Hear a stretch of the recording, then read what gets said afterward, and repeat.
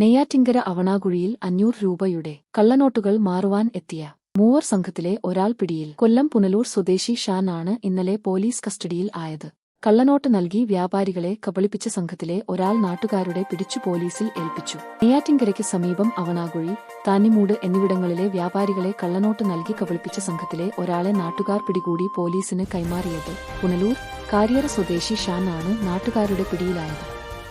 500 രൂപയുടെ കള്ളനോട്ട് നൽകി 100 രൂപയുടെ സാധനങ്ങൾ വാങ്ങിയ ശേഷം ബാക്കി തുക കൈപ്പറ്റുകയായിരുന്നു പ്രതികളുടെ രീതി. അവണാകുഴിയിലെ റോഷ്നി ബേക്കറി, കുട്ടൂസ് ബേക്കറി, താന്നിമൂടിലെ Ambadi bakery, Sreekrishna mobile shop എന്നിവ ഉൾപ്പെടെ നിരവധി സ്ഥാപനങ്ങളിൽ തട്ടിപ്പ് നടന്നതായി പറയുന്നു.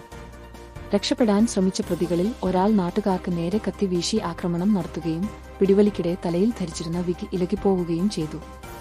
മറ്റൊരു പ്രതി സമീപത്തെ വീട്ടുമതിൽ ചാടിക്കിടന്ന് രക്ഷപ്പെട്ടു.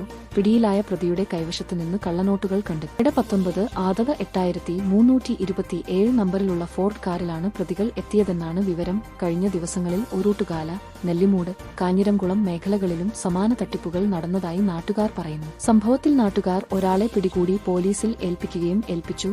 മാത്രമല്ല അയാൾ കള്ളനോട്ട് കൈമാറുന്നതിന്റെ സിസിടിവി ദൃശ്യങ്ങളും പുറത്തുവന്നിട്ടുണ്ട്.